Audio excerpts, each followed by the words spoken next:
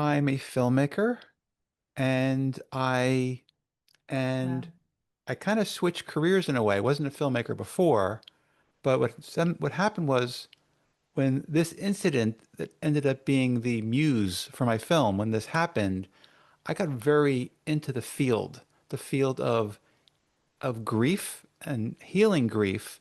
Today's guest is Stephen Z. Berkley.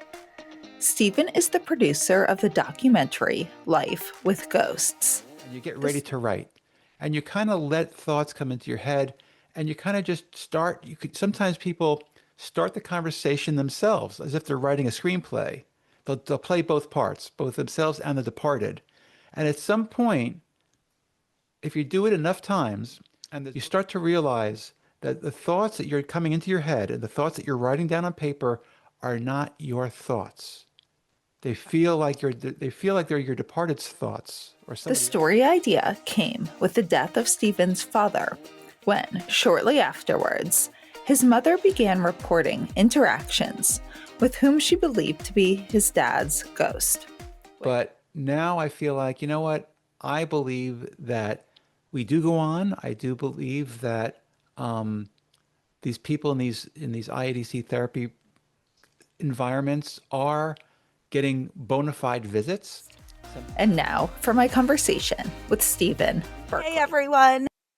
I'm really excited to let you know about the science and spirituality salons I'm now hosting.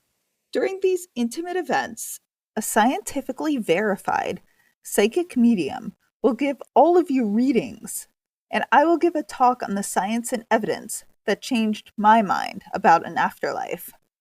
This will also be an amazing opportunity to get to meet some of you in person or virtually and to share more about all the science and data that transformed my worldview and got me through my worst days. These can be hosted in your home, in a nearby cafe with a private room, or they can even be virtual. I've hosted a few already, and they were really special, fascinating, emotional, evidential. So if you're interested in getting a small group together over dinner, brunch, drinks, coffee, to learn more about the science and to get evidential medium readings, send me an email at hello@wtfjusthappened.net and put science and spirituality in the title. Today I'm speaking with Stephen Berkley, filmmaker of the award-winning documentary Life with Ghosts. And it is absolutely fascinating and about, contact with your loved ones after they pass. And he'll tell you more about it. That's the main thing we'll be talking about today. So welcome, Stephen. Thank you. Thank you for having me back. Oh my God, thanks for coming on. Yeah, I Sure. know I'd mentioned on a few other episodes that a few guests kindly came back after there was a computer error with a couple episodes, and Stephen is one of the ones who's kindly speaking with me again. So I so appreciate it. Thank you. Sure, I'm one of the lucky ones. You're one of the lucky ones. Well, I feel lucky to get to talk to you again, even though I'm not. Yeah, I'm lucky I came back. Yeah, well, I appreciate you coming back. So we'll have a really good conversation. So Okay. tell us a bit about yourself. I'm a filmmaker and I have spent 7 years making this film, and Wow. I kind of switched careers in a way. I wasn't a filmmaker before, but what happened was when this incident that ended up being the muse for my film, when this happened, I got very into the field of grief and healing grief with modalities that have been proven effective, and they're relatively new modalities. Not that many people know about them.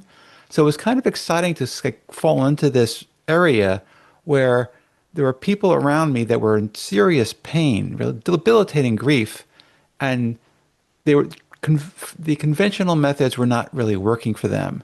So when I found out about this and I saw how it was helping my mother, I couldn't help but like get really into it.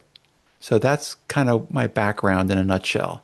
I got into it. I'm still filmmaking, but I'm doing both filmmaking and very much involved in helping people find modalities that will work for them in this area. All right. And it was also the loss of your dad that got you involved with this, Right. That's what right? kind of kicked it off. My dad Hmm. died. My mother was a mess, as Hmm. most people who lose a spouse, especially after so many years, was. But Yeah. her mess was like it was. It seemed to require intervention. Like no, normal grief does not require intervention, and sometimes people get stuck, and there's something called complicated grief. So there are things that happen that really feel like the people involved, in my case, it was myself and my brothers, we felt just compelled to make sure that my mom was taken care of before we moved back to our home states. We all came from different locations. We couldn't leave my 80-something-year-old mother alone in this condition. So we had to do something. So that's what made us all like researchers suddenly in this area. So you said, she was very stuck in her grief, but just because most of or a large portion of our listeners come to listen to this because of grief, it sounded like you weren't as stuck in your grief. What was it Mm. that you found helped you? Because I was very stuck in my grief until I went further and further with afterlife evidence research. And what was it that worked best for you? Well, I will give you the answer, but it depends on how much you want this to be more like an Oprah show. Because I can give you a sob story that'll make you feel like we're on Oprah. Oh no. Well, now our listeners will be too curious. So give a summarized as version of it if that's okay. If you're Sure, comfortable with that. I'm comfortable. I had a pretty strained relationship with my father, so in Okay. many ways, when he died, it was a relief to me.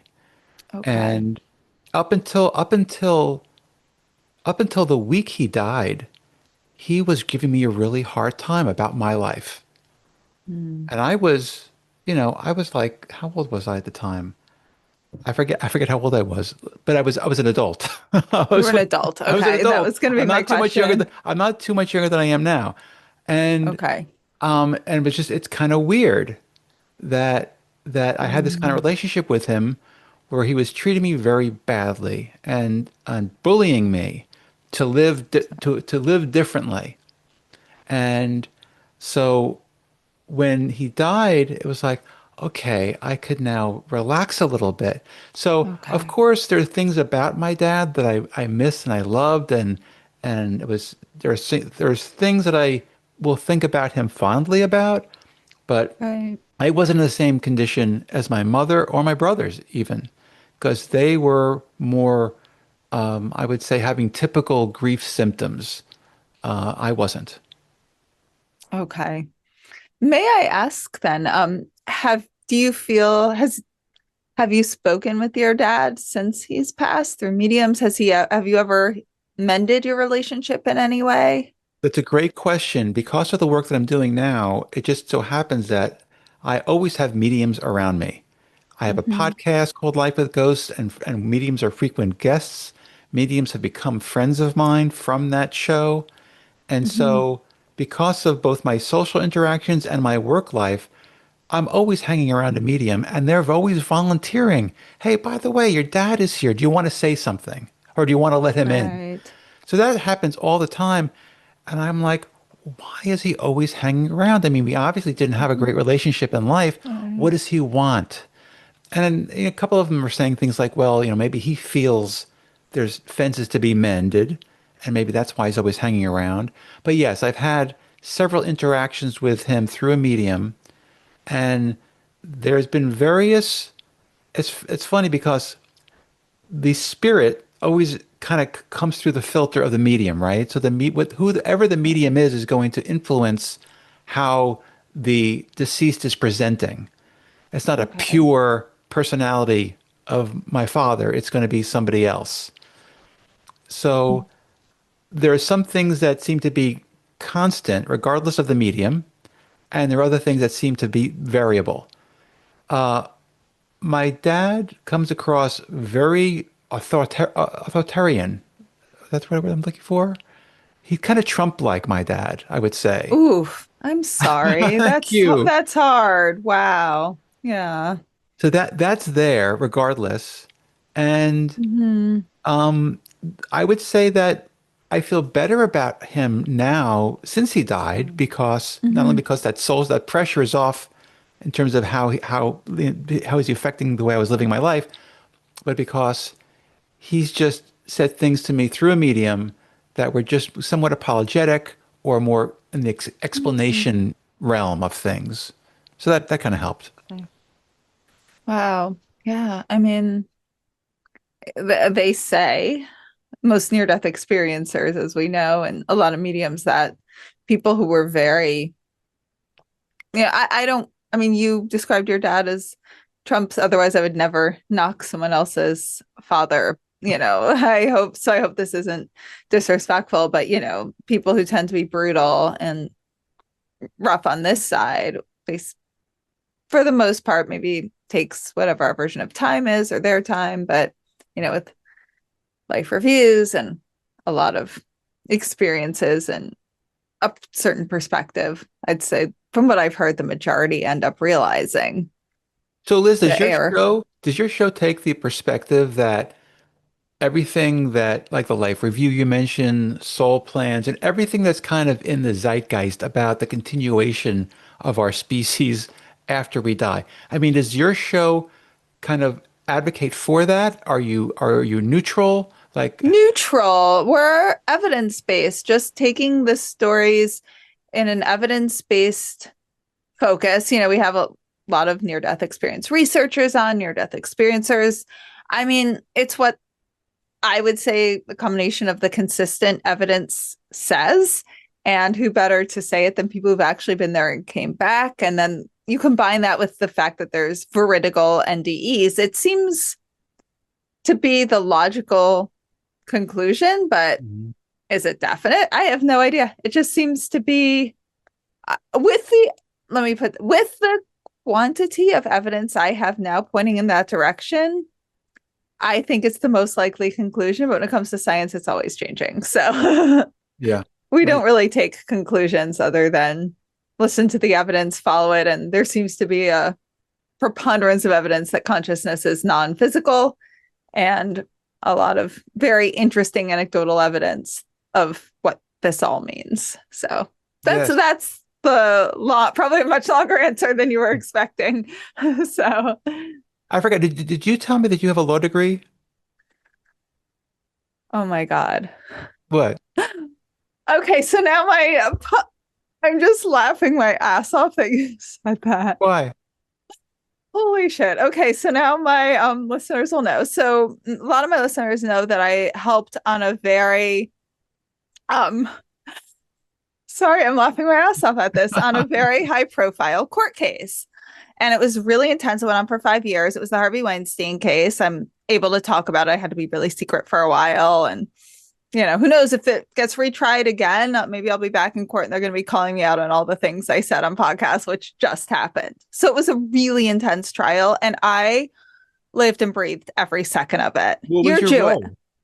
I was the secondary witness of my friend Mimi Haley. I don't tell her story because it's not mine to tell, but I can tell my part in it, not related to what Okay. she went through. But so I was part of the case. It went on for 5 years, supposed to be really brutal. Like, I'm gonna ask you, you're Jewish, right? Yes.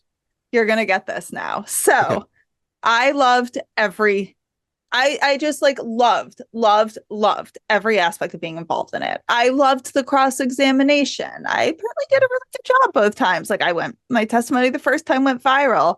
The second time as a secondary witness, they kept me on the stand all day. And like his lawyers like tried to like in their closing arguments, like eviscerate me, which means I had an impact. Like, loved it. And now I want to go to law school, I think. Oh, So nice. I've talked to some mediums and I'm like, oh, I don't know. I should talk to my dad. Or one's like, why don't you ask signs from your dad? And it's like this big thing I'm thinking of.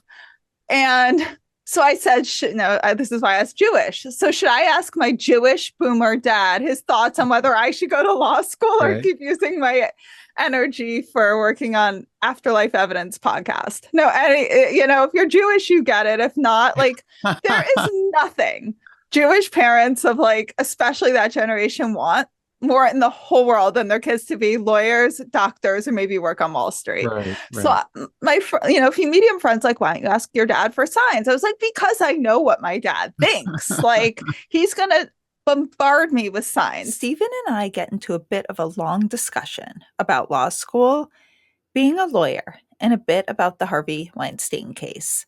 I cut most of it out here, but if you want to listen to the full conversation, I added it to the end of the episode. So your mom was dealing with really complicated grief, and now what can you describe? That means she was just not feeling better no matter what. What exactly was her complicated grief that was concerning you?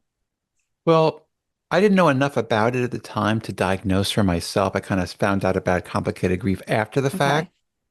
but she didn't seem to be functioning at a high enough level where we Mm-hmm. could leave her alone. That just means that we could kind of tell she was not really eating well. She wasn't sleeping well. She kind of like broke off contact with her friends. So Mm-hmm. I think there's an expression, I don't know if there's a medical expression or where I got this from, cocooning. Have you heard that? Where people No. they're ill or they get to a certain place where they're deep in grief, but, or they're dying, either one, but they kind of Mm-hmm. isolate themselves. Mm. And that's Okay. where she was kind of. Now, I'm pretty sure the first time we had an interview, I told you the story and I think you liked it. So I'll probably should tell you the story again for the benefit of your Tell me. listeners. They probably haven't heard it Yes. because it is interesting how it's a good story how the movie got started because I wasn't looking to make this movie. I was looking to bury my father. But when I Right. saw that my mother was in trouble and she had a cute little old lady neighbor named Ethel who came over the house. Now, we had tried support groups, grief counseling, religious services. We had done everything you're supposed to do when someone dies, and nothing was really Right. working for her.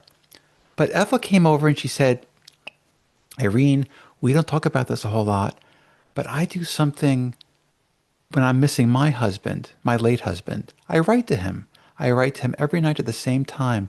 It makes me feel closer to him. It gives me a little bit of a lift in my day. And then she leaned in real close to my mother and said, and he writes back. Wow. So my mother Yeah. just lost her husband and did not want to hear this. My Right. siblings also didn't want to hear this because it just seemed like who is this kooky woman who's come over to our house accosting our mother with this crazy offer? Right. I was interested in Ethel. I thought she was schizophrenic, but I was interested because she seemed happy and she had this Right. method that was working for her. So I wanted to learn more because I was desperate. I ended up Mhm. following Ethel back over to her house where she proceeded to show me a stack of yellow legal pads. And she said, you see those yellow legal pads over there, Sonny? Those are conversations between me and my late husband over a 12-year period via automatic writing. I didn't know what automatic writing was, but I found Ethel fascinating. And even though I still thought she was crazy, I was interested in her. And I asked her a lot of questions. I stayed there for a long time. And when I ended up leaving her house after a couple of hours, I was scratching my head because she obviously she was schizophrenic, but she didn't seem schizophrenic. She seemed very grounded and she seemed happy and she seemed really bright and with it and not her age at all. She was like in her 80s and she seemed like she was in her 60s. So how could this be? How could this woman who's having this relationship with her late husband be normal? That just And may I ask you, can you tell our listeners what automatic writing is? Because I'm not sure everyone knows that. so automatic writing is called, it's also called transpersonal journaling. There's a couple of other names for it, and some people say there's academic distinctions, there's nuances between transpersonal journaling and automatic writing. But just to give you kind of a broad umbrella term, automatic writing is like the idea that you put yourself kind of a trance-like state, like your meditation state, where you kind of put yourself in another state of mind where you're really relaxed and you just sit down with a pen and paper and you say out loud to your departed, are you here? And you get ready to write. And you kind of let thoughts come into your head and you kind of just start. You could sometimes people start the conversation themselves as if they're writing a screenplay. They'll play both parts, both themselves and the departed. And at some point, if you do it enough times, and there's books on this that talk about if you do it every day for 30 days, at some point, you start to realize that the thoughts that you're coming into your head and the thoughts that you're writing down on paper are not your thoughts. They feel like they're your departed's thoughts or somebody else's thoughts. They don't feel like your own. So Ethel, this woman, became very proficient at this. At first, she couldn't read her own handwriting because her handwriting changed to somebody else's. They were like scribble, but she started to get the hang of it. And she was able to decipher what her own handwriting was saying. And she realized after kind of quizzing the energy that was coming through that it was indeed her late husband. And again, my mother was not interested, but I was interested in this modality for my mother. So I lingered around Florida, and because I have a wife and I had a young toddler at home at the time, the way to justify being in Florida while my new family was elsewhere in the Northeast, I had to do something like get a camera crew down to South Florida and make a movie, because that way I'd be working while I was taking care of my mother. And I figured, let me just put together this cute little story comparing Ethel's grief and my mother's grief, and it'd be a fun, cute story, right? But what happened was, and we started filming. What happened was, ended up following my mother over to a grief counselor's session, and my mother started to kind of come around to the idea of trying automatic writing at my behest. And she told her grief counselor about it while I had myself and like 10 cameras in the room. Not 10 cameras, a camera crew of 10, 3 cameras. Were filming this in this tiny little therapist's office. And the therapist said, Irene, I understand that you're missing your husband. I understand why you want to try automatic writing. But that's a short-term solution to a long-term problem. That's not the way out of grief. And this pissed me off, Liz, because my mother was in her 80s. She was starting to wonder if maybe she could find some peace this way. And this grief counselor said, no, I know better. And it didn't even take me that long to look up in the DSM. Do your listeners know what the DSM is? Maybe not. Some might not. Define it. Yeah. The Diagnostic Statistical Manual for Mental Disorders. It's like the desk reference every psychiatrist has on their desk. And in that book, it kind of cautions grief counselors and psychiatrists and psychologists not to pathologize any kind of after-death interest, because there was a study in 1971 by a guy named Dewey Reese, who the physician that went into Wales and interviewed 300 widows and widowers and asked them, what is helping you get through the grief the most? Because he was interested in gerontology. And he asked that simple question. And the most common answer he got back was, getting a visit from my deceased loved one was helping me get through the grief the most. That was 60 years ago? Wait, how long ago was 1971 now? 50 years ago? 30, 50, 55 years ago. 50? Wow, okay. Okay. So that happened. And that's why in the DSM, it has this rule about don't pathologize it, because it seems to actually help people when they get these visits. But the DSM still called them hallucinations. They called them the normal hallucinations of widowhood. And so psychologists even today will caution people, these are hallucinations. And though even the word hallucinations, that has a connotation of illness, right? Of mental disorder of some kind. I did a TED Talk on this topic because it seems wrong to be calling this a hallucination when so many people are having these kinds of interactions and they're feeling benefited from them. Yeah, that's one of the worst things that I think. I mean, grief counselors, because you trust them, and people in general, they try to say this is the right way, this is the wrong way.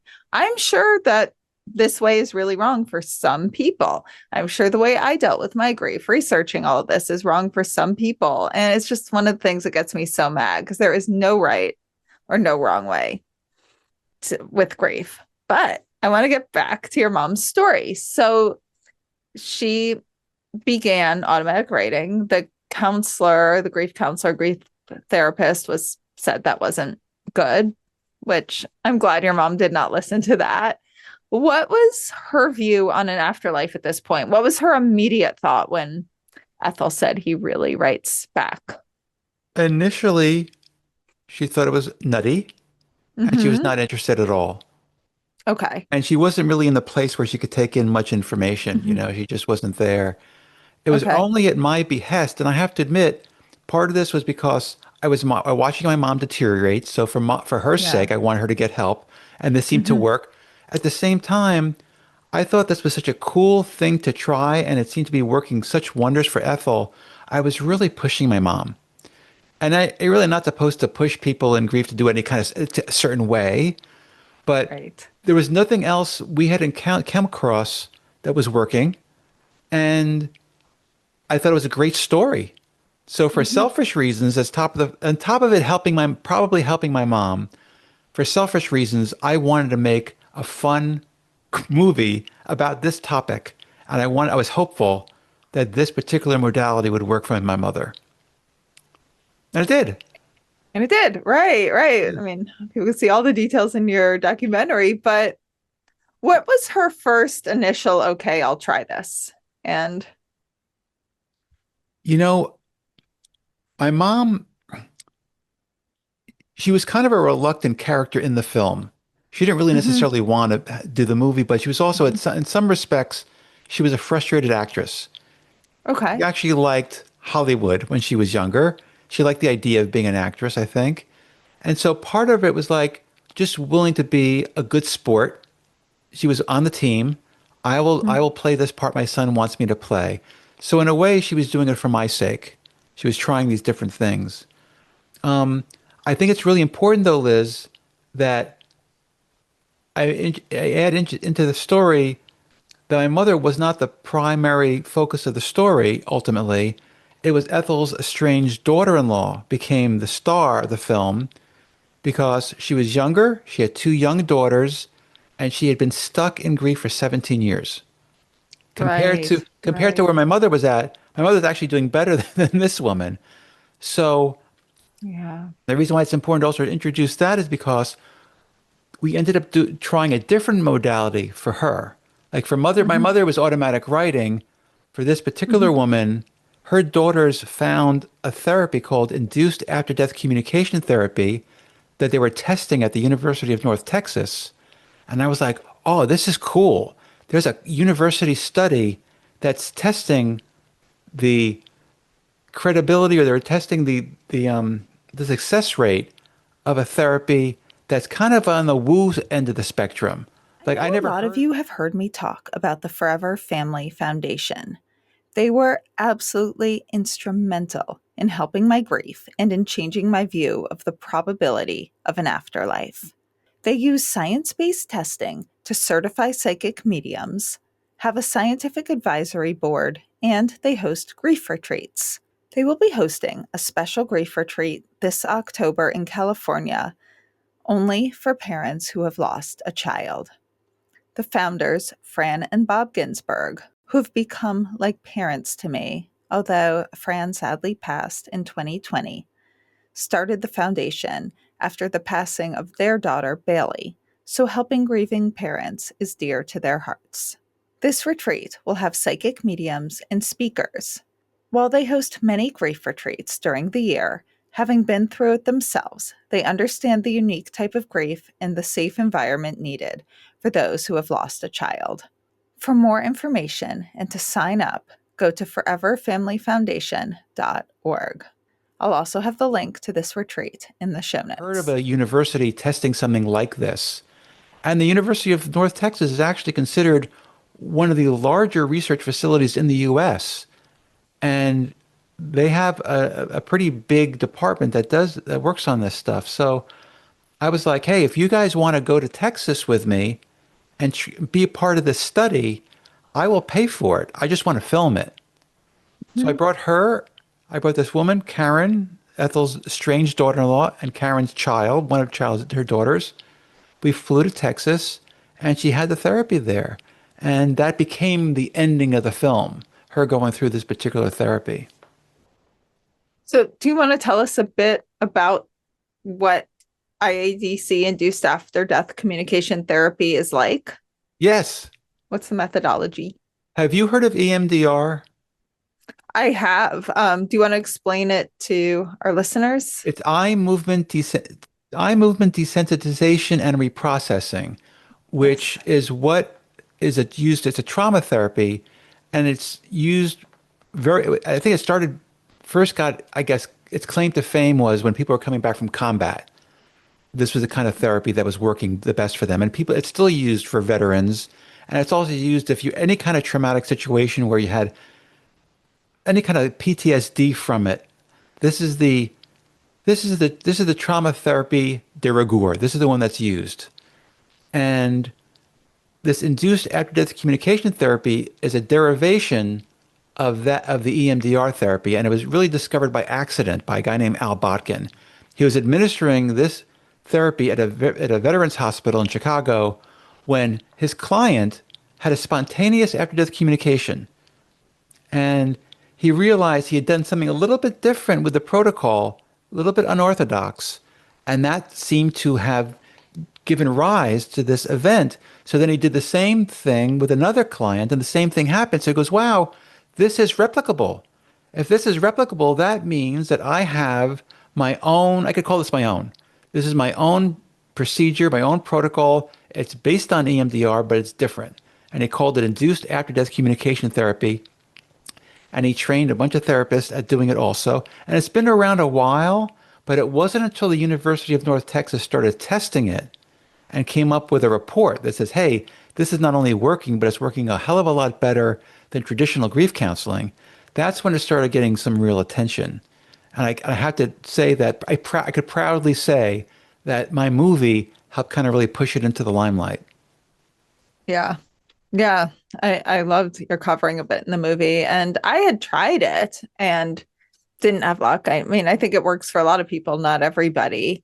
I didn't try with Dr. Alan Botkin. He has a book too. I definitely recommend people read it because there's maybe like two or three, maybe even less, but regardless, there was like one or two verified evidential cases in it, which I thought was fascinating. I'm always going for the evidence, Hmm. but yeah, there's a woman, Dr. Mo Hanna, who's amazing. Do you know her work? I She know her, yeah. does, yeah, she does.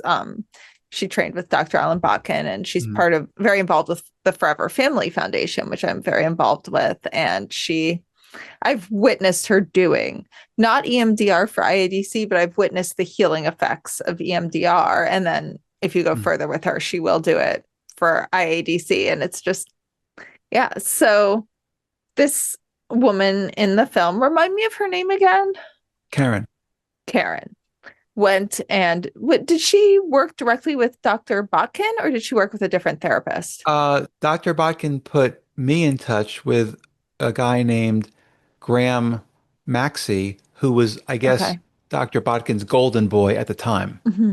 Okay. Like one of the most successful therapists he had at Hmm. administering this therapy. And the success rate is about 80% for all the therapists. That's pretty strong for any therapy to work 80% of the time. And what does that mean? 80% in terms of healing or 80% in terms of you get a communication with your loved one? 80% in terms of a communication, Hmm. the same therapists who have that statistic will say 100% of the time patients feel better just because Hmm. the bilateral stimulation that's involved in the therapy is very relieving of any trauma. So if you had trauma Okay. symptoms, usually that's relieved. Hmm. Wow. And do you know of any stories? Have you where it was verified? Like, what was, I guess I should say, what was it when I'll talk first about Karen and IADC, and then we could also talk further about automatic writing. What were her Did you find anything evidential or shocking? What amazed you the most about her experiences with IADC? Well, she went into the room pretty much. I mean, you could see how closed off she was to the idea of any kind Mm-hmm. of contact. Mm-hmm. And she was probably the least likely candidate, in my mind. She was the least likely candidate to have anything good happen for her during this procedure. And the change that is shown was shown to me and shown in the film was pretty remarkable. So when you say Mm-hmm. evidential, the therapy's goal is not to prove that there's life after death. The Okay. therapy's goal is just to show you that if you have the experience of contact, even if it's not real, it doesn't have to be real, but if you have the experience of Mm-hmm. making contact with your departed, that's instantly healing. And so in terms of proof being in the pudding, when there are people who are skipping out of these therapy sessions after being so despondent, that's pretty probative. Mm-hmm. And what are your thoughts on it? Do you think it is just healing the brain, or do you think they are genuinely connecting with their loved ones on the other side Well, during first, I'm going to answer that two ways. IADC? First, I'm going to answer the question the way Dr. Botkin answered the question. Because for a long time, I took a page out of his book and I would answer the question like he does, which is this: I won't tell you. I won't tell you my personal belief because it doesn't matter. And he was afraid that if he talked about it being a real after death contact mechanism, then half the population would be turned off and Mm-hmm. wouldn't get the help they need. Mm-hmm. I personally believe, and for a long time I was really trying to toe the line because that party line because I made a fairly objective movie. I was trying to cover like an objective journalist, Mm-hmm. but and when I started the podcast, I did the same thing. But now I feel like, you know what? I believe that we do go on. I do believe that these people in these IADC therapy environments are getting bona fide visits. Sometimes it's by something audible, sometimes it's by sight, sometimes it's by smell, but they're getting one of their senses is getting an indication that their departed is in the room with them. Sometimes they leave the therapy room, they go home, and their loved one is at the kitchen table. That's happened a few times. They see their loved ones like visually. So Wow. sometimes, I mean, that's what Graham Maxey told me. I mean, he's had situations where people get a sighting, which is not as common as some of the others, but it's pretty dramatic when that happens. Wow. And what did you think about an afterlife before you started delving into all of this? Did you think it was a possibility? I was hopeful, but I was Mm-hmm. not going to go around telling people that I believed it because, conditioning. We're Mm-hmm. taught that only dumb people believe in it, right? Right, right, true, yeah. So I kept quiet. And then Mhm. you're familiar with Dean Radin. I think we had a conversation about him, right? Yeah, well, I'm You interviewed him? I'm obsessed with Dean Radin. We'll put Okay. it that way, beyond familiar. So I think I remember telling you about the the idiocy theory Tell it. I don't specifically remember that theory. or Okay. it's called the stupidity theory. So Dean Radin came up with the stupidity Stupidity theory. theory. That's funny. The What is stupidity this? theory, and if you go to YouTube and you just type in Dean Radin and the stupidity theory, it comes up and it's great because he basically Okay. explains how there's this belief that only people who are idiots believe Mhm. that in life after death. Right. And he goes through how he actually did some kind of research on this and he compared people like who answered polls that they believed and they also had took those same polls and they took it in the same communities and found out what level of education they had. And he kind of determined after compiling the data that 60% of people who believe in life after death have higher education degrees. Wow. Okay. So Interesting. so just if you just crunching the numbers, you could he could debunk that myth. Hmm. That's encouraging. That's But good. I mean, yeah, there's yeah, well, I mean, there's so many. What I guess what I noticed is I always thought that too. I was like, only stupid people think there's life after death. And I was assumed everyone else thought the same thing. And I was so embarrassed. And I would like very secretly tell a few people, I'm like, I'm researching this. I didn't think they were going to be rude to me because I was in early grief. I thought they were going to be sort of like, oh, poor thing. She's delusional. But almost everyone was like, oh, I have a story for you. yeah, Or some are like, oh yeah, I think that. Or B, I mean, it was so, so, so rare that I had someone who was like, oh, absolutely not. That's crazy. You yeah, know. And it's yeah, I mean, I think I was really fascinated to see that reaction. And as I was coming out more and more that, oh, I'm kind of writing a book, I kind of first I was like, I kind of went to some mediums. Most people are like interested and open. I was so yeah, happily surprised. And so it's encouraging. yeah. Now, you said, let's get a little bit back to the automatic rating. You said if your mom first heard this and she was like, oh, that's nonsense. And then she basically did it just to like appease you, kind of like, Right. or was it like journaling? Because I could see even not believing it. Maybe you just want to journal and be like, what would my loved ones say? Was it kind of like that was the initial start? Yeah, she just Okay. tried it, but it ended up, it was a little Um, bit frustrating for her because you really have to dedicate yourself to it to actually get good at it. And mhm. I don't think my mother had the patience for it so much. So she ended up spending time with Ethel, and Ethel kind of did it with her because Okay. Ethel could do it so easily. And she, in a way, she Mhm. was like almost like a Cyrano between my mother and my deceased father. Okay. And that worked out better for my mother. And that was fine with me because it worked just as Mhm. fast or better. Um, so Right. I would say my mother never like, but when she had a few conversations with my father, with Ethel's help, it had the same benefit as if she did the IADC therapy. It's like once you have that knowledge that or the experience of, okay, I experienced my deceased departed loved one, which means I'm going to get to see them again. It's not that they're Mhm. not annihilated. They're around me. I just can't see them. Did your mom have a turning point where at first she's like, oh, I'm just doing this exercise, journaling exercise, to, oh my God, wait, this is something genuine. Well, Was there that pivotal there moment? were two things happened. One is my father, things came through in the writing that was very, I guess, emblematic of my father's sense of humor. Mhm. So my Okay. mother appreciated that. Also, we didn't just have one blinking light in the house. A lot of people talk about blinking lights in their house after a funeral, right? Right. There were lights blinking in every room of the house. My mother called Hmm. an electrician, and the electrician said everything's fine. There's nothing, everything's normal. There's no Hmm. there's no electronic reason why your light should be blinking.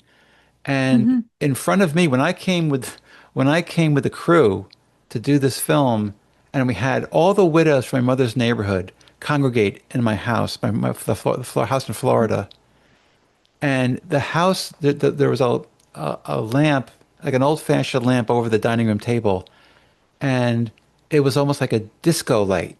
Something was really, Hmm. really weird was happening to No it. way. And I was like, wow, this is pretty cool. I mean, all the lights in the house were already blinking, but now we got this discotheque thing going on.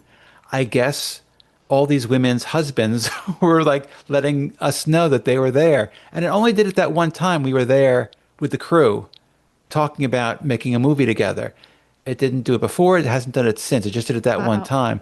But it was kind of You cool. had flashing lights other times, but that was the only time it did it like a disco ball to that Well, extent, you're yeah, saying. with this particular light Mhm. fixture, which these are Okay. incandescent lights. This is not like a fancy light or anything.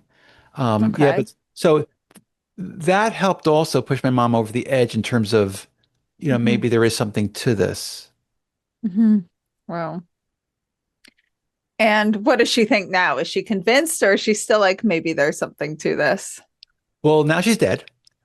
Oh, I'm so sorry. I That's didn't know okay. that. I'm But sorry. I've talked to her through mediums, and Hmm. she seems very happy. And she Hmm. seems, I didn't mean to say it so bluntly, by the way. No, no. I mean, you say it how you do it, I'm a big believer, Also, Um, us in like a dead parent club, we just know we say we're a different breed. We'll like say things bluntly and dark humor, you know how it is. well, both my parents lived very long lives, and it was not Hmm. a sad death. Nothing Okay. tragic, no Hmm. accidents or Hmm. terrible, debilitating diseases. They lived long, wonderful lives, and they Hmm. died at very ripe ages. So it doesn't feel Hmm. like a sad thing to share. Okay. But so Good. whenever anybody says to me, "So how's your mother doing now?" Because in the film she looks so alive, Yeah. and it seems Yeah. recent. There's people assume that she's still alive. But and Yes. so I always say, how do I break this news? Do I got to break it to the Just do podcaster it gently. directly.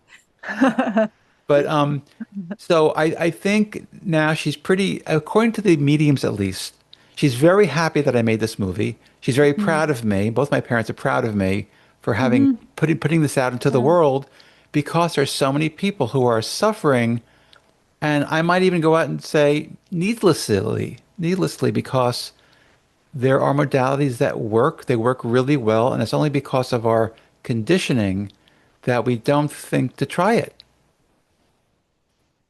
Now, have you do you do automatic writing to connect with your parents? I tried it. I tried automatic What was your writing, and experience? I had some success at it. I mean, I had enough success Good. at it to think that, hey, if I really want to invest myself in this, Hmm. then I could do it. Hmm. But I don't like writing in general with like a pen, and I was told that's Yeah. really the best way to do it, not a type, not on a Really? keyboard.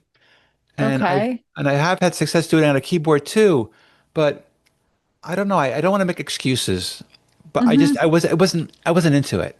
I rather just go to a really good medium Hmm. or let myself get into kind of a meditative state and talk to my departed and have a conversation, either while walking on the beach or kind of walking or just hanging out in my living room, because I feel like I get stuff, and Hmm.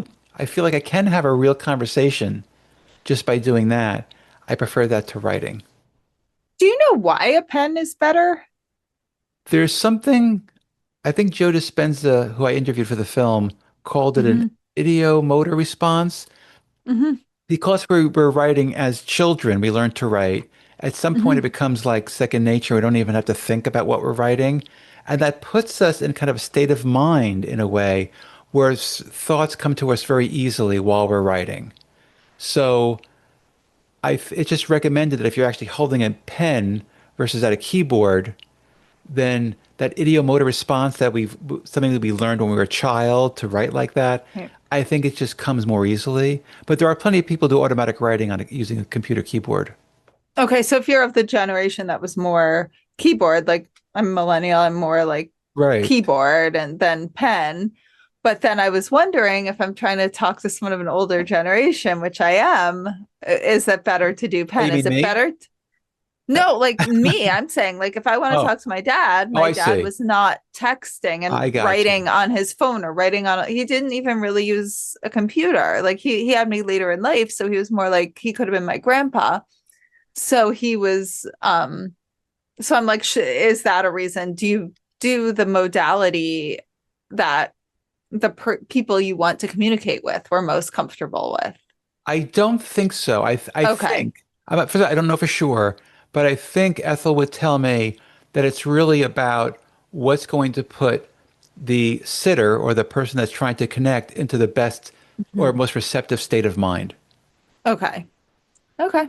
That's it. Yeah. I'm now so curious to try it. I was curious after your film, but we all get so busy. I just didn't um okay, so let's see. My next I want to ask you too.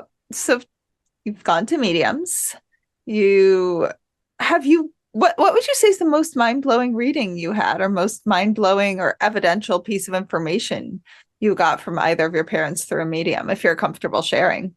You know, I've gotten quite a few big hits. It's just my father and mother had, I would say, idiosyncratic personalities. They were Okay. extremes and they were opposites Hmm. from each other. So when mediums are able to Oh. describe them, their personalities, Hmm. that's kind of mind-blowing for me. I haven't had Okay. like veridical evidence pop up, but Okay. um it's not like they lead me to like a secret stash my father had in the house. Okay. But just by having I've had conversations. There was one medium. She wasn't a trance medium, but it was she was close. Like the way she would talk Wow. to me, it was almost as if my father was kind of in her, like Whoopi Goldberg in the movie Mhm. Ghost. And Right. I felt like she, I felt like he was there. I mean, it was that visceral, the Wow. feeling I was getting that, and it gave me a little bit of a chill because, it wasn't fun to be in my father's presence. And to have a medium talk to me as if he was there, it was like, wow, that's my dad. And have you gotten signs from either of them? Yeah, but you know what? I'm not one of those people that goes crazy over signs. Like I know Okay. people like find feathers on the ground, like, oh, it's sign. Hmm. I guess because I want something more. I want something more Hmm. personal to me, and Right. I have gotten signs, and circumstances have just happened, like synchronicities. Things have happened which makes me feel like, okay, that's a little wink from my mother or my Hmm. father, or the universe is winking at me. But Hmm. what makes me feel the most, oh, here's a good one. I'll give you the best one. Hmm. I interviewed for my show a organization called Staticom. They Okay. do electronic voice phenomenon, where, Oh, yeah. but they Do, had something that was do you want to developed. tell people what that is? Yeah, And so electronic voice phenomenon, which EVP is like the acronym that's used.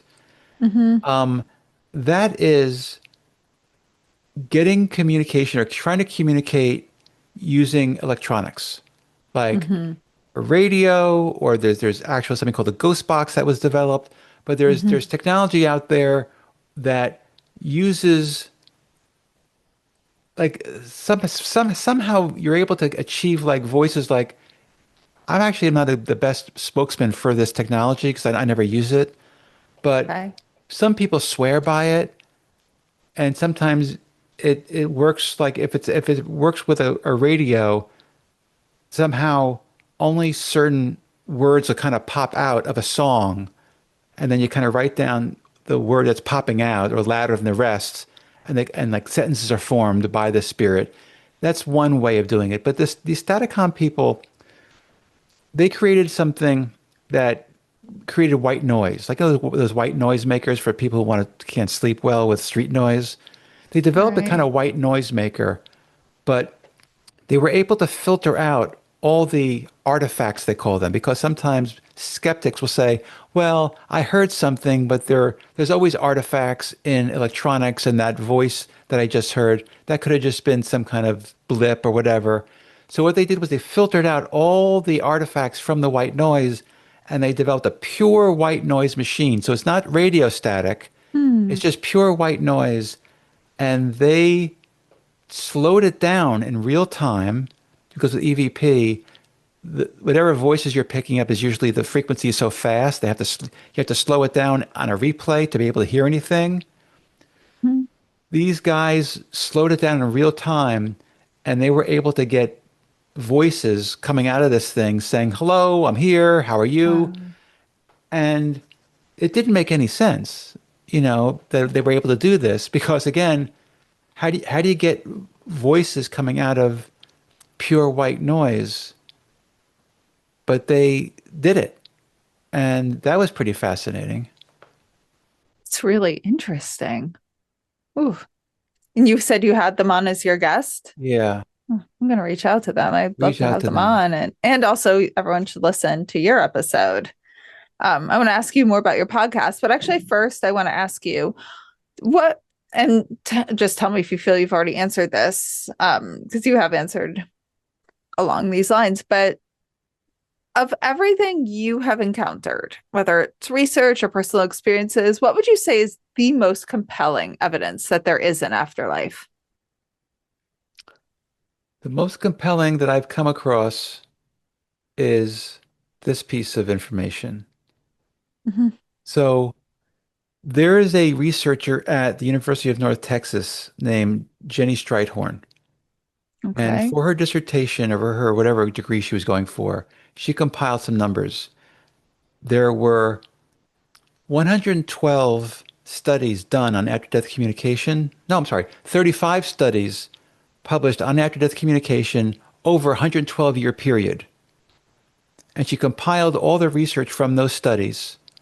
And she found that the studies involved 50,000 people in 24 countries. And she found that 75% of people report one or more communications from their deceased within the first year following the death. That means Interesting. 3/4 of the population is having the experience of communicating with their departed. That's most people. That's a lot of people. It And is. to me, that's pretty convincing that there is something to this afterlife life research. It's not just hokum. Mm-hmm. And combine that to just personal experiences I've had with mediums, with other people and their stories and going to mediums, other people's having synchronicities and actual contact. I mean, it's pretty overwhelming the amount of evidence that's out there. And there are some really smart people. This is one of the things that was surprising to me. There's some really smart people studying this. And I feel like I'm in good company. The division of perceptual studies at the University of Virginia is like the most, probably the elite of the academians or academics who are researching this topic. These are super, super smart people. And they're trying to fly under the radar because they want to continue getting funding and they don't want to do anything that's going to rock the boat. And after death stuff is still considered controversial. So they're careful to keep a low profile. But they've come up with just some amazing things with reincarnation research. And I mean, I know they've been profiled on various shows over the years, but they do some like brilliant, brilliant work over there. Yeah, they were among the first groups I found in my early grief, and I've had a few on. I've been very honored to have Dr. Ed Kelly and Dr. Bruce Grayson, and um, my dream would be to get every single person from that department on. So we'll That's see. great. Yeah, Fantastic. yeah, there's some really remarkable researchers. And that was a big thing for me too. I never Yeah. ever would have thought smart people would be studying this. And what would you say was the biggest shock for you in either making your documentary or with your podcast, as you've continued on with this? Is there, I guess, what I would call the biggest what the fuck? The biggest what the fuck was just the fact that the researchers that I was contacting for both, Mm-hmm. just doing movie research and to help my mom, these were Mm-hmm. people who had advanced degrees in psychology. One of them Mm-hmm. had a medical degree in psychiatry, and they did not know what was in the DSM about what has already been found about this topic. Mm-hmm. And they were being very discouraging about anybody who would say, hey, maybe there's something to this. Maybe this is actually helpful for people to do, to try to communicate with their departed. Just the fact that these people who I was considering so smart were actually benighted. They were completely in the dark about it. And that was kind of shocking. And that's kind of why I was so driven to finish my film, because I felt like there's a disconnect in our society and people are suffering because of that disconnect. They don't realize that the jury's already in on this topic. It's already been found that after death communication helps people a great deal. Right. Yeah, really does. I know. I'm hoping the stigma in the mental health community. I feel like younger therapists are more and more open to it. And, my mom's a therapist. She's gotten so much more open because of my research. I mean, she's still pretty skeptical, but she's gotten a lot more so. Um, Any more films you're considering making? I am. I'm going to start working on one soon. What is it? And I don't know, but I Okay. know I could feel it. I could feel it's coming. Mhm. And it's going to be a long, it's not going to be about after death communication, Oh, okay. but it's going to be about the area of telepathic communication. It's going to be Oh. in that venue, so Who somehow. are you hoping to have on? Can you say yet? Well, it's not going to be a documentary. It's going to be a fictional Oh, piece. oh, okay. It's going to Okay. be a story. Well, when it's ready, you'll have to come back on. But I was Um, told this mhm, by a medium, mhm. and I believe them. I believe that this is going to be in my future. Ooh, nice. Okay. Have you started, is where are you at with it? Is script written or is Right now, it I'm just researching. I'm researching researching? telepathy, and I'm trying to figure out what the story is Mhm. going to be about. But I'm not. I was told that the story is going to be kind of given to me. Okay. So we'll see what happens with that. We'll see. Because I'm working with a trance medium, and there are energies coming through that want to. They liked my last movie, so they want to help me with this one. I know a lot of people sometimes are fascinated about finding out about trans mediumship. First of all, can you explain what trans medium is versus other types of mediumship? It's kind of like the easiest way for me to describe it is to reference the movie Ghost and what Whoopi Goldberg was doing. She was doing Hmm. physical mediumship, where she was letting herself go into a trance state where her own personality, her own ego was somewhat suppressed, and allowing the energy or the essence of the departed kind of to step in and Mm. talk through her. So Hmm. the medium's own ego or own personality is very much dormant during that state, and Mm. the loved one completely comes through and is like a real living person. And I don't know if you've noticed this, Liz, but trance is kind of coming into vogue now. I'm seeing it like on other Oh, people's podcasts. I'm seeing on the Shift Network, they are having trance mediums all the time. Humanities Team is another big organization that's showing it. What is the Next Level Soul, which is a podcaster that's our competition, right, Liz? Alex Ferrari's yeah. show is kind of has a very big following, and Yeah. they're all those three entities I just mentioned are inviting trans mediums onto their show more and more because the Mm. people are finding it appealing and interesting, and the newer generations, younger generations are very open to it. And I'm going to tell you something that's going to blow your mind. You ready for this? I'm ready. Let's hear This it. is what the trans medium told me, but Okay. actually the essence coming through the trans medium told me. Right now, Liz, guess how many people believe in any kind of telepathic communication being possible, like let's say with the dead? Like what Like percentage of what? the population believe that's possible? 70, 60 to 70? Uh, is that really high? I don't know. Oh, Well, let me tell you what they told me. They okay. told me that in 3 years from now, the number of people who will kind of just say, okay, this is really happening as Hmm. compared to now, um, will explode. Really? Yeah, it's like Mhm. the attitude over the next 3 years will change very much so because Hmm. there's going to be things happening in our world that's going to make people realize the veil's not just thinning, it's almost Wow. gone. Wow. And by the way, the statistic I gave was what I imagined around the globe. Like you take, Eastern countries too. If you take just the United States, I would guess it's something like 50%. So, Europe, yeah, about 50. So I'm curious. Let's see. That sounds a little scary given all the horrible stuff going on in the world right now. But What's the scary part for you? I mean, that sounds like disasters, like climate change, war, dictators. I mean, we have Yeah, I mean, some countries ended up okay, go Canada, but I mean, we have a really scary dictator here. I mean, it scares me, fascism.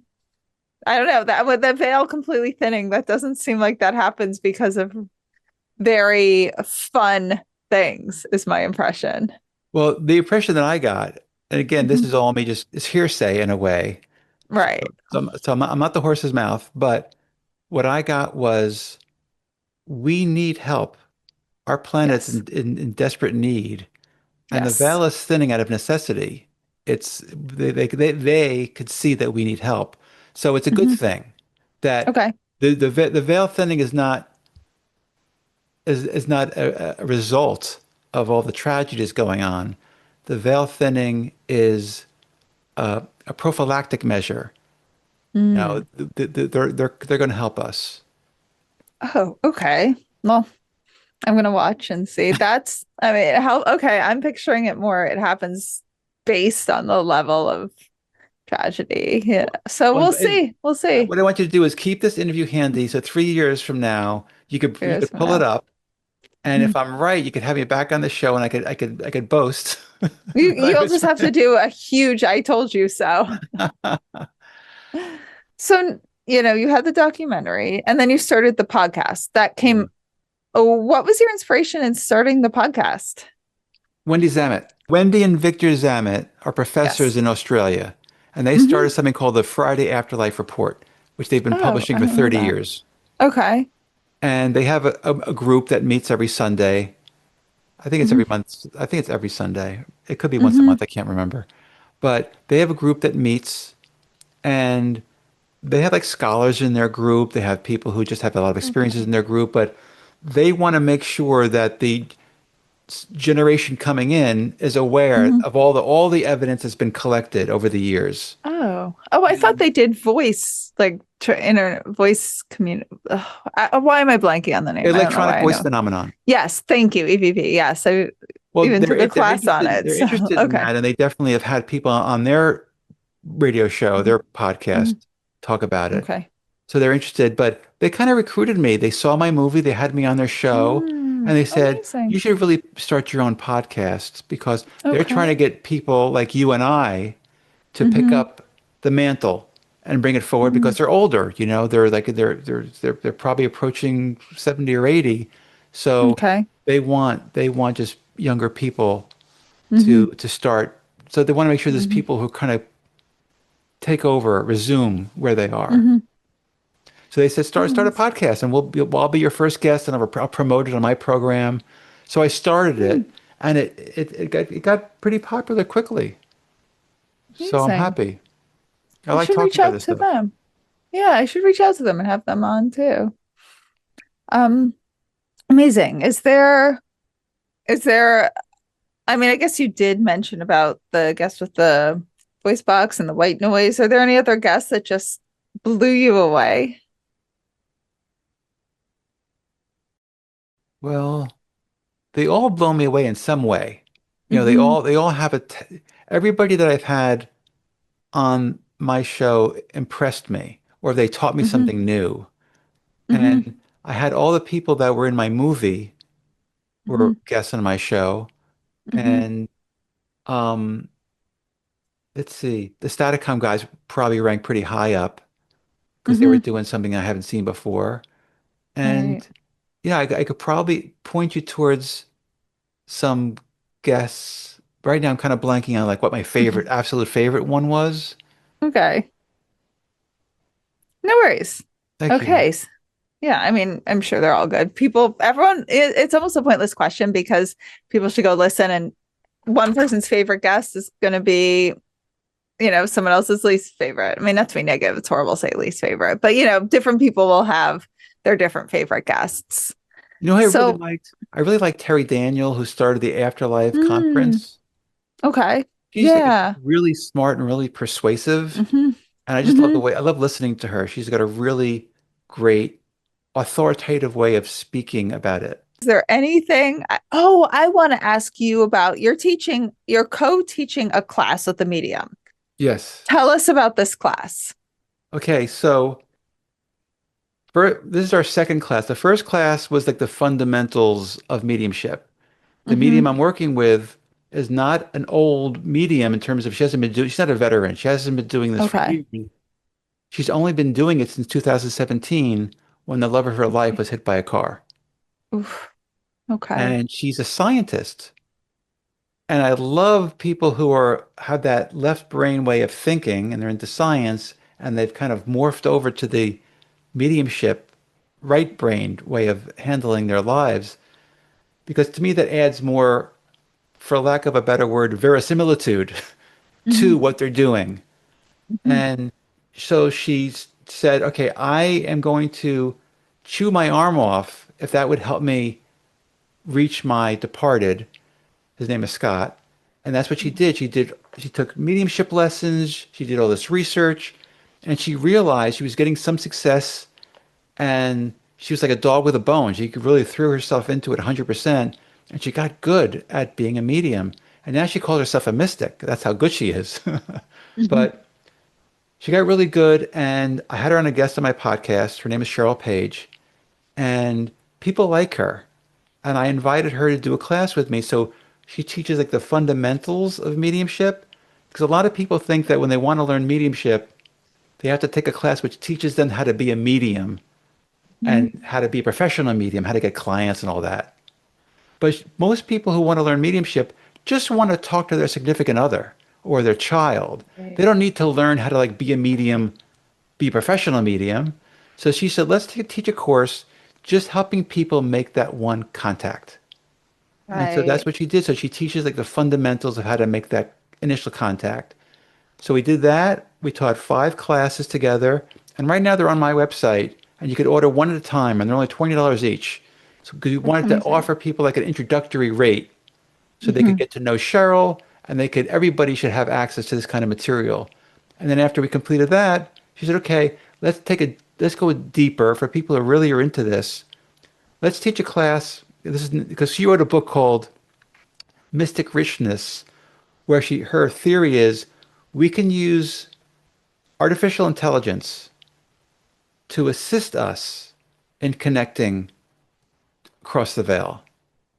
Now, this is a very controversial issue. A lot of people think this is absolute nonsense, but she kind of explains in her book, and she spells out very scientifically why this is a viable theory. And she's gotten great success on her own in using AI and using her own mediumship skills to enter in prompts that get responses from AI, which are, I don't know, I don't want to throw the term magical around, but to her, they seem very out of this world kind of responses. So right now we're teaching the six week course. Once a week it meets on Tuesday nights for about 2 hours. We're teaching people how to use AI to make contact. Oh my God, that's fascinating. And it's just using AI. Like you guys don't think AI has its own consciousness, do No, you? no. Okay. We don't think it has its own consciousness, but there's been some AI that has been developed since initially it came out, whenever, 2021, whenever AI came out. There's some people are experimenting stuff where it seems that some of the results they're getting back seems like AI can be intuitive, which is a human quality. It's not a machine's quality, but it's getting results that seem, let's say, uncanny. That's- Okay, I want her to go on the podcast. I want to hear about AI too. And what do you make of that? Just that how the algorithm behaves, or do you think Well, it could I'm be conscious? I mean, what? I'm still skeptical. I mean, Mhm. I'm a skeptic as much as anybody's a skeptic. I wanted the proof, Mhm. but just in terms of the people who are interested in talking about this, Deepak Chopra just wrote a book on this topic. Mhm. Cheryl Page was first, Deepak Chopra is second, and there's Amazing. also Rupert Sheldrake, PhD, Oh is yeah, yeah. also studying this right now, and he's saying he's exploring it. Oh, So there are some big names who are attaching amazing. themselves to this concept, and that gives me confidence in it. Interesting. I'm fascinated by AI. I'm just very curious what My new obsessions lately are like kind of a combination of AI and lab grown brains and what Yeah. and actually I have a lot of obsessions. So Because Liz, look at it um, this way. This is what Shell tells me. With EVP, basically you're showing that spirit is able to manipulate our radio waves and our mhm, microwaves and our sound waves. If they're able to do that, why wouldn't they be able to do the same kind of manipulating with bits in a computer? yeah. I I mean mean, apparently they do. Like weird things will happen with electronics all the time. right. Yeah. So it's not that big of a leap to make, say that they're actually changing the responses from Mhm. the AI. I don't know if anyone has seen the movie Her. Did you ever see that? Yes, I Yeah, it did. makes me think of that. Are we gonna, I mean, who knows? People are, I mean, it's not my thing. I really am like a human, like of this world person despite studying this. But, I'm hearing people having like, doing like AI friendships and AI relationships. And I'm like, I mean, that's just not my thing. I barely can tolerate virtual, like on Zoom. I'm like, I like to be with people. I mean, it's great for a podcast, but like for my social life, I'm like, oh, don't make me go to a virtual event. I'm not going to go. Right, right. So, um, okay, actually, I want to ask you really quickly, since you did say you went to law school and were a lawyer, where are you at with afterlife? Is there a preponderance of evidence or beyond a reasonable doubt? What do you think? I think there is a preponderance of evidence, and I'll say there's a beyond a reasonable doubt. I don't know if a jury would, but I will say that. You're at beyond a reasonable doubt. Yeah. Wow. Okay. I'm probably at a preponderance of evidence, but beyond a reasonable doubt that consciousness is behaving non-locally in some way. Great. And is there anything I didn't ask you that you'd like me to ask you? Anything I you'd like think to add? we covered a great deal. We did, and twice. Thank you for that. Sure. Probably, you know what that happened? I think my dad, they say time is different, like Right. fucked with my computer, knew the Harvey Weinstein case was going to be retried. He's like, oh, the first time we tried to get her into law school, she's, pandemic ruined all that. So she like Right. couldn't think Right. anymore. We got to get her people to like start pushing her. So I'm going to like destroy a set of the Funny. saved podcast so we can get this done. I mean, maybe, right? So well, I Maybe. sincerely appreciate you doing it twice. Oh, sure. And And send I'm me that clip, okay? I really want to see it. of the Harvey, yeah, I'll send you. Yeah. It's written articles. I think there's a clip of some people talking about me from the first time, so I'll send that to you. Unfortunately, there weren't videos allowed in the courtroom, so there's Okay. no videos of it. But I guess then I do lastly want to ask, where can our listeners find you, follow you, watch your documentary and your podcast, all of that? Everything's on lifewithghosts.com. So if you go to lifewithghosts.com, you find the film, you find my TEDx talk, you'll find the podcasts, and you'll find the classes. It's all there. Well, thank you so much. I so appreciate you doing this twice. Oh, sure. This was fun. Thank you, Liz. And now, if you want to stay on and listen to Stephen and I talk about law school, here is our discussion. If you want to learn how I went from being a skeptical atheist who thought there was zero chance of an afterlife to a skeptical atheist who thinks an afterlife is highly probable, come check out my books. WTF Just Happened. I forgot. Did you tell me that you have a law degree? Oh my God. What? Okay, so now I'm just laughing my ass off that you said that. Why? Holy shit. Okay, so now my listeners will know. So a lot of my listeners know that I helped on a very um sorry, I'm laughing my ass off at this, on a very high profile court case. And it was really intense. It went on for 5 years. It was the Harvey Weinstein case. I'm able to talk about it. I had to be really secret for a while. And, who knows if it gets retried again, maybe I'll be back in court and they're going to be calling me out on all the things I said on podcasts, which just happened. So it was a really intense trial. And I lived and breathed every second of it. What was You're your Jewish. role? I was the secondary witness of my friend Mimi Haley. I don't tell her story because it's not mine to tell, but I can tell my part in it, not related to what Okay. she went through. But so I was part of the case. It went on for 5 years, supposed to be really brutal. Like I'm going to ask you, you're Jewish, right? Yes. You're going to get this now. Okay. So I loved I just like loved every aspect of being involved in it. I loved the cross examination. I apparently did a really good job both times. Like my testimony the first time went viral. The second time as a secondary witness, they kept me on the stand all day. And like his lawyers like tried to like in their closing arguments, like eviscerate me, which means I had an impact. Like loved it. And now I want to go to law school, I think. Oh, So nice. I've talked to some mediums and I'm like, oh, I don't know. I should talk to my dad. Or one's like, why don't you ask signs from your dad? And it's like this big thing I'm thinking of.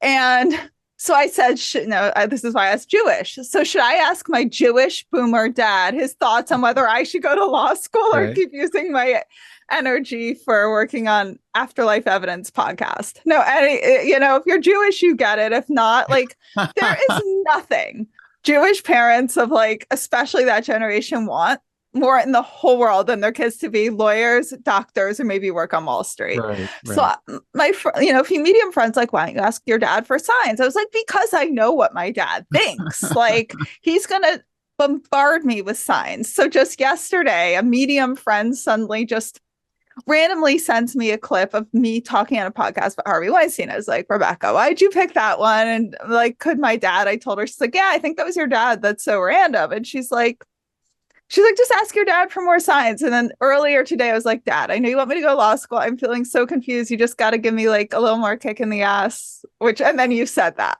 while we're talking about our dads on the other side. Okay. So Gotcha. that is why I reacted that way, because it was like I just a got few you. hours ago. Yeah. Gotcha. So it's really your use of the word preponderance is maybe wanted to ask you that question. So I went to law school. I Oh, you didn't, did? I Okay. did. I was a lawyer for a very short period of time. Oh, I wow. just Okay. couldn't get into it enough. Um, Okay. I ended up I started my own like publishing company at some point, and then this thing happened to my dad where I just gave up everything and just Yeah. started doing the film stuff. But, Yeah. yeah, I think if you feel like you have it in your blood, I'd say go for it.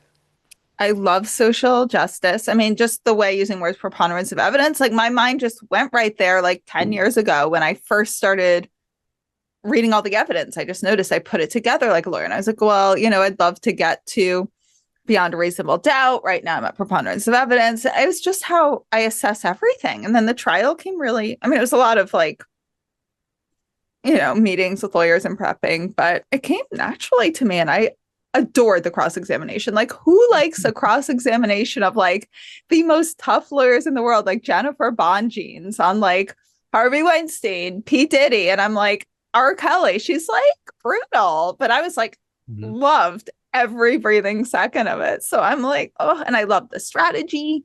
Mhm. I love the like game of wits for a cause you believe in. I don't know. I have a lot to think of, but I mean, we're probably spending a lot of listeners time on this, but I will just ask you really quickly and like as quickly as you can, what did you not like about it? I think, well, I got into entertainment law.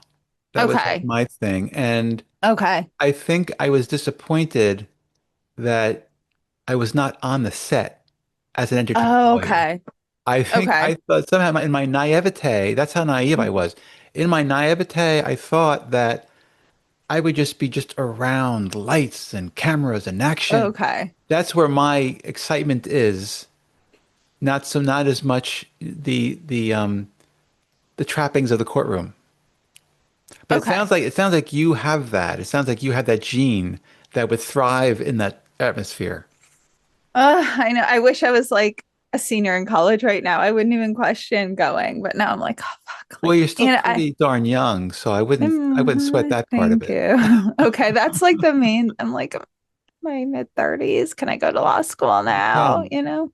Yeah. There were people in their 60s in my school Really? class. Yes. Okay. Okay.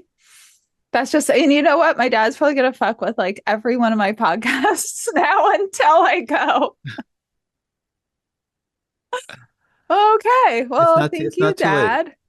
Thank you, Dad. I know. Yeah, And as you I know what? said, I actually really enjoyed law school because it's all logic, and I love logic. sounds like That's like it's something that comes naturally to you. So if logic comes naturally to you, you I probably love won't even have to study logic. much. I I took a like pre-law class in college, or like a business law class, because I did a Yeah. business minor, and it was so easy for me. Like I barely studied. Like I remembered everything the professor said. I loved it. It was like one of my favorite classes. I was so interested. I just yeah, I mean, I barely read, and then we got the test, and I remembered every single answer because I remembered him talking about everything because I was so interested. Well, what happens Oh, to your fans if you go to law school? What happens to your Oh, show? I'll still do, I can do it all. I mean, I'll do Okay. night school because I'm going to have to work during the day because I have a company that works in climate. So I think I've already planning to go audit a class and just see. Like I would go probably to in New York, like apply to go to CUNY. I wouldn't want to go to like Harvard Law or anything. I Mhm. mean, I'm much more of a like on the ground type of person You say than you wouldn't class. go to Harvard as if you can you get into Harvard? Do you have the grades for that? Probably not. I don't know. I don't know the Harvey Wayne. I have no idea. I mean, like, I don't know if they'd be super into like the whole Harvey Weinstein thing because like my testimony went viral. So, I'm going to have to see that clip. Can oh, I, I'm can gonna you send send it to it to me? you. I'd I'm love to gonna see send that, it to whatever went you. viral. Yeah, yeah. I mean, I might have some more questions about all of this. Like, it's like I have ideas of the aspects I'd probably be interested in, like a few different options. So I Mhm. could, if I did it, like, I mean, I really care about social justice, and now everything that's going on is the worst we've ever seen, so Mhm. wow. So our listeners, you enjoyed this whole conversation. Thanks, Dad. We should probably get back to afterlife evidence. But To get more information on what the fuck just happened, go to WTFJustHappened.net. There you can order my book, WTF Just Happened, A Sciencey Skeptic Explores Grief, Healing, and Evidence of an Afterlife. You can learn all about how I came to conclude that there most likely is an afterlife, but you can also learn about the early stages of my grief and the amazing, fascinating people I met along the way.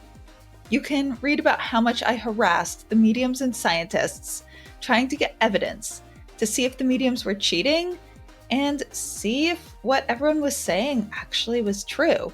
You can also subscribe to our newsletter to stay updated on any new developments and any interesting new what the fuck updates. So if you enjoyed this episode, please rate and review us wherever you get your podcasts. It makes such a difference, especially for a new podcast like this one. And if any of you have had a crazy what the fuck yourself, have any questions, feedback, or just want to say hey, reach out on either Instagram at WTF_just_happened_, or email me at hello@WTFJustHappened.net. I love hearing from all of you. It makes my day hearing your stories and questions and feedback and all of it. And remember, you don't have to draw any final conclusions as you wonder, what the fuck just happened?